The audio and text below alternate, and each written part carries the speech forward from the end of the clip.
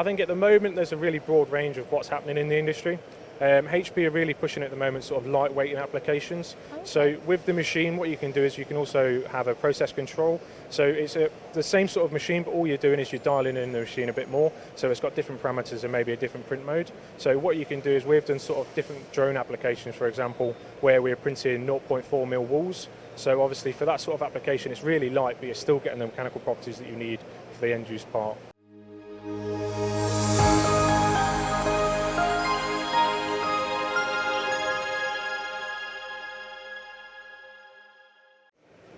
In the UK, Matsuura have a additive division, and we're about to tell you all about it.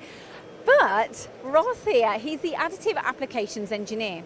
We are going to cover, obviously, the machinery behind it all, but also this is the man who you're going to be talking to when you make an inquiry as well. So, Ross, what's happening in industry at the moment with the world of additive? I think at the moment it's really popular. So MJF is actually celebrating its 10th year in production this year. So obviously we've come all the way from 10 years ago to now, the sort of applications that we can use are endless. So it's all down to the sort of material properties that HP are developing as well. So they're always developing new things. We went over to HP firsthand in Barcelona, and honestly, the size of the department that are working on, even like the smallest of improvements and increments, is incredible. They are ahead of the curve, aren't they? They know what they're doing. Okay, so just for anyone that doesn't know, how does this kind of build work then? So we're an MGF technology, so we're a powder-based technology. So what happens is we're laying a layer of powder. So depending on whichever print mode we're doing would depend on the thickness of your powder. And then what we've got is we've got two different types of agents, so a fusing agent and a detailing agent. And what the fusing agent will do is it will lay into whatever geometry we're trying to print. And then what will happen is that black fusing agent will attract the extra heat, and it will tip the powder over its melting point, and that will then give us our final geometry that we've got. And the detailing agent will go on the outside of the part, and it will separate the fused powder from the unfused powder, which will then allow us to recycle the rest of the powder as well. I mean, that was perfectly explained. And then you create something like this, and this is a build, isn't it? Yes. Because that build will all happen here. Yep. And as you take that out, you take it over to kind of a secondary operation. You remove the powder? Yeah, so what we do is once the build's in the build unit, what we'll do is we'll remove the build unit and then we'll take it to the post-processing station. So what happens in the post-processing station is we would then take off all the excess powder around our built parts, and then what we'll do is we'll take them dusty parts, and then obviously we would need to post-process them somehow, whether that's just cleaning them and leaving them raw, or whether it's going to be them turning them into a sort of an end-use application part, whether it's smoothing, dyeing or polishing, whichever the customer needs. What's happening in the industry where are most of your inquiries coming from, where people are going, I need that? I think at the moment there's a really broad range of what's happening in the industry. HP are really pushing at the moment sort of lightweighting applications. Okay. So with the machine, what you can do is you can also have a process control.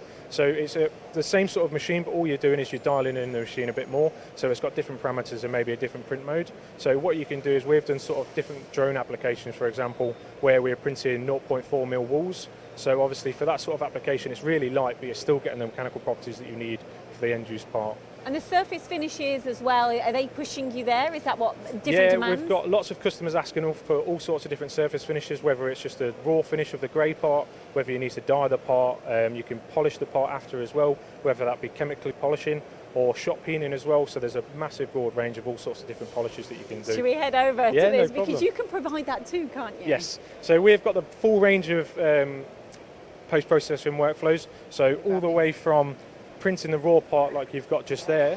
So this is actually an end-use application. So what this is, it's actually the handle that goes onto the VX1 smoothing machine from Dimension. So it's a great example of what the machine can do. So obviously we've got the raw MJF part here, but if we actually look at the component here, it's smoothed and dyed black. So what we do is we actually post-process its own handle inside the machine itself.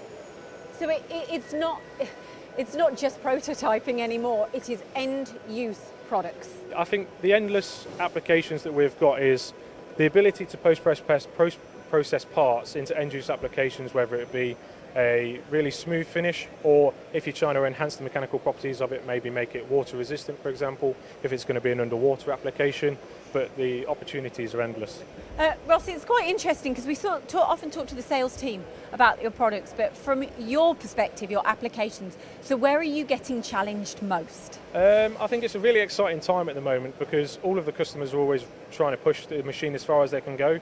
But it's a great partnership at the moment with Matsuura and HP because we're working with HP to also try and develop the machine as much as possible. So we're trying to push HP from the customer point of view as well to try and make it as advanced as possible as well. Benefits all parties. Yeah. Thank you, Ross. No problem. Thank you. Thank you.